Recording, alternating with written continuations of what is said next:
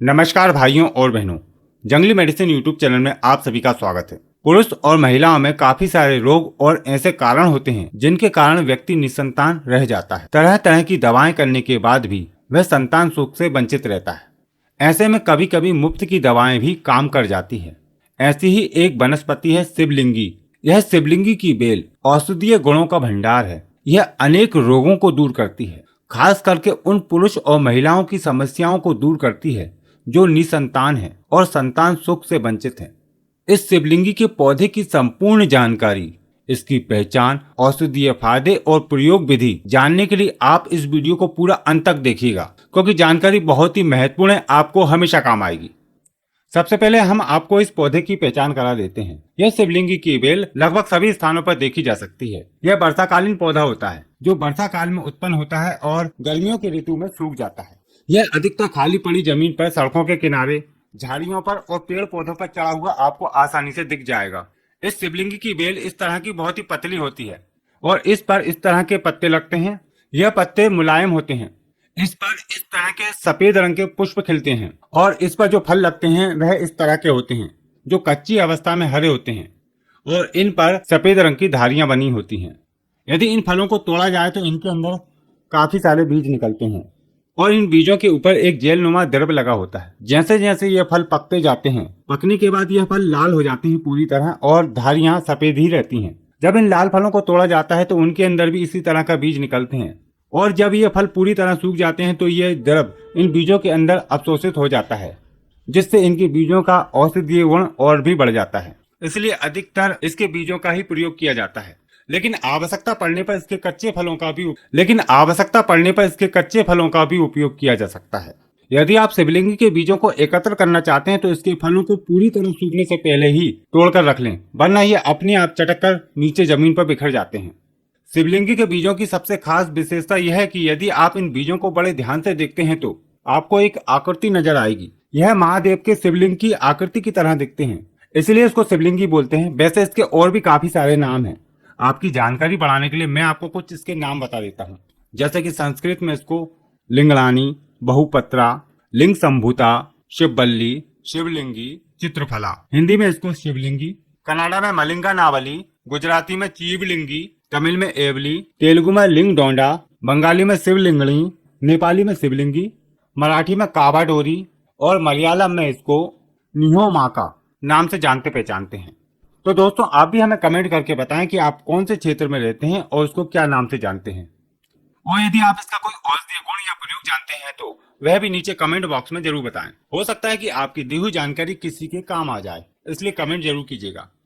चलिए इसके औषधीय गुण और औषधीय प्रयोग जानते हैं। आयुर्वेदिक मत अनुसार शिवलिंगी स्वाद में कड़वी, कफ शामक, गरम, चरपरी, दुर्गंध वाली। यह शरीर की सातों धातुओं को पुष्ट करती है तथा सभी प्रकार के चर्म रोग, कुष्ठ रोग आदि को दूर करती है। शिवलिंगी हल्की विरेचक यानी कि कब्ज दूर करने वाली और शरीर को बल देने वाली होती है। यह यौन शक्ति को बढ़ाने वाली और वीर्यवर्धक होती है तथा बुखार को भी दूर करती है।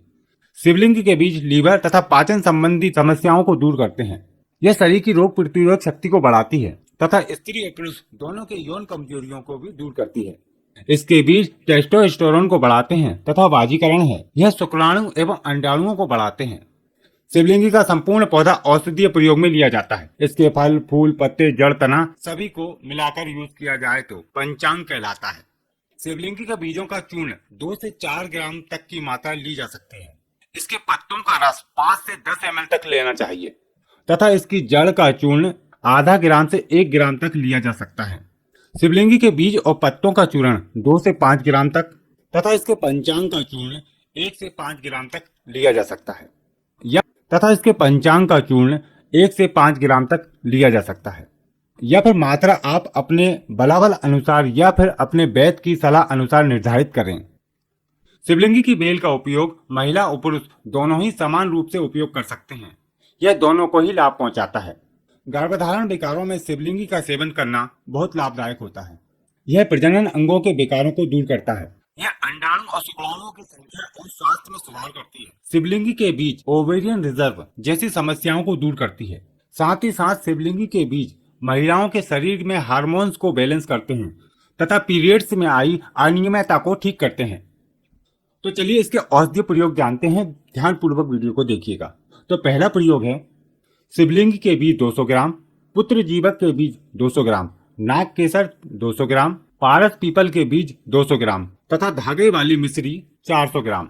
इन सभी को अलग अलग कूट पीस कर छान कर बारीक चूर्ण बनाकर रख लें और आपस में अच्छी तरह मिलाकर किसी साफ सुथरे डब्बे में भरकर रख लें। बस तैयार है आपकी संतानदायक दवा। इस दवा को 10 से 12 ग्राम की मात्रा में लेकर सुबह खाली पेट गाय के दूध के साथ सेवन करना है और यह प्रयोग स्त्री और पुरुष दोनों को ही करना है। लगभग 40 से 45 दिन तक यह प्रयोग करें तथा पूर्ण रूप से ब्रह्मचार्य का पालन करें। इससे सभी प्रकार के विकार दूर होते हैं तथा महिला पुरुष संतान उत्पन्न करने लायक बन जाते हैं।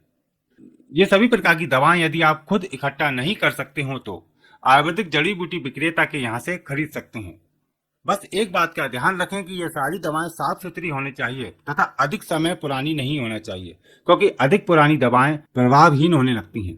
या फिर आप इन दवाओं को ऑनलाइन भी खरीद सकते हैं, क्योंकि ये सारी दवाएं अधिकतर ऑनलाइन पर भी मिल जाती हैं। आपकी सुविधा के लिए हम आपको वीडियो के डिस्क्रिप्शन में कुछ लिंक डाल देंगे जिनसे आप इन दवाओं को खरीद पाएंगे। तो चलिए अब दूसरा प्रयोग बताते हैं। शिवलिंगी के बीजों का चूर्ण 20 ग्राम, अश्वगंधा का चूर्ण 20 ग्राम, इन दोनों को 250 ml पानी और 250 ml दूध में खूब उबालें और जब पानी पूरी तरह जल जाए, सिर्फ दूध मात्र शेष रह जाए, तब इसको उतार कर छान कर 2 हिस्सों में बराबर करके रख लें। एक हिस्सा स्त्री और एक हिस्सा पुरुष को सुबह खाली पेट पी लेना चाहिए। यह प्रयोग 10 से 15 दिन तक करना चाहिए। यह प्रयोग करने से निश्चिंत ही व्यक्ति को संतान उत्पत्ति होती है। दवा सेवन काल में ब्रह्मचार्य का पालन करना चाहिए। इसके बाद जो तीसरा प्रयोग है वह महिलाओं के लिए है। ये सभी प्रयोग आपको नहीं करना, सिर्फ एक प्रयोग करना है। काफी सारे प्रयोग हम आपको इसलिए बताते हैं ताकि आपको जिस प्रयोग को करने में सुविधा हो वह आप कर लें। तो तीसरा प्रयोग है मासिक धर्म के बाद 5वें दिन से शिवलिंग के 5-5 बीज सुबह खाली पेट गाय के दूध के साथ सेवन करना चाहिए। लगातार इन बीजों का प्रयोग करते रहने से वांध्य स्त्री भी गर्भवती बन जाती है। बस एक बात का ध्यान रखें कि मासिक धर्म के दौरान इन बीजों का उपयोग बंद कर दें। इसके बाद जो चौथा प्रयोग है बहुत ही आसान है।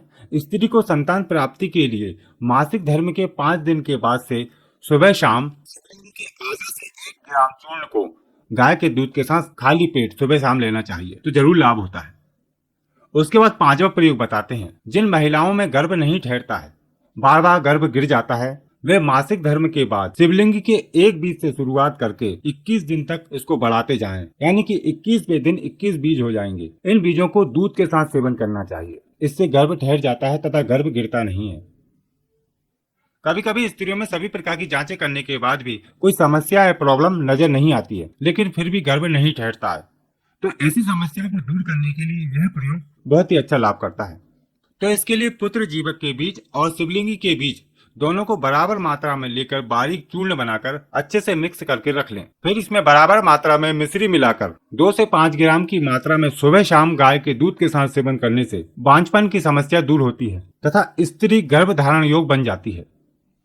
दोस्तों, अगले प्रयोगों की हम बात करें तो जैसा कि हमने आपको बताया था कि शिवलिंगी अनेक रोगों की रामबाण दवा है। यह विभिन्न प्रकार के रोगों को दूर करती है, जैसा कि पित्त के कारण होने वाले बुखार में यदि इसके पत्तों के रस को दूध में मिलाकर पिलाया जाए तो यह गर्मियों के कारण होने वाले बुखार को दूर करता है।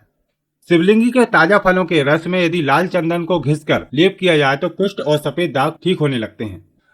जिन स्त्री पुरुष को कब्ज की समस्या है, एसिडिटी, गैस या पाचन संबंधी अन्य प्रकार की समस्या है तो उसमें शिवलिंगी का पंचांग यानी कि इसका फूल, पत्ते, जड़, तना सभी को छाया में सुखाकर बारीक चूर्ण बनाकर रख लें और 2 से 5 ग्राम की मात्रा में गुनगुने पानी के साथ सेवन करते हैं तो सभी प्रकार के पाचन संबंधी रोग ठीक हो जाते हैं। तो देखा आपने शिवलिंगी के कितने सारे औषधीय फायदे हैं। और इसके नुकसान की बात करें तो इसको सिर्फ उचित मात्रा में ही सेवन करना चाहिए। मात्रा से अधिक सेवन करने पर आपको पेट में दर्द, उल्टी, मरोड़ या शरीर पर फुंसियां होने की समस्या हो सकती है। इसलिए इसको अधिकतर गाय के दूध के साथ ही सेवन करना चाहिए। या फिर इस प्रकार की समस्याएं उत्पन्न हो जाए तो गाय का दूध या घी का सेवन कराया जाए तो ये समस्याएं ठीक हो जाती हैं। वैसे इसका सेवन करने से पहले एक बार अपने वैद्य से परामर्श जरूर ले लेना चाहिए।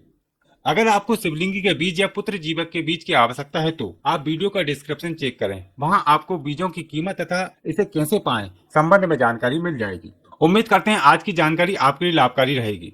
इस वीडियो को लाइक करें और अपने सभी मित्रों के साथ शेयर करें ताकि जानकारी ज्यादा से ज्यादा लोगों तक पहुंच सके। और यदि आपने अभी तक हमारे चैनल को सब्सक्राइब नहीं किया तो हमारे चैनल को सब्सक्राइब करें। यदि आपका कोई सवाल या सुझाव है तो नीचे कमेंट बॉक्स में जरूर बताएं। तो आपको फिर मिलेंगे एक नई महत्वपूर्ण जानकारी के साथ। नमस्कार।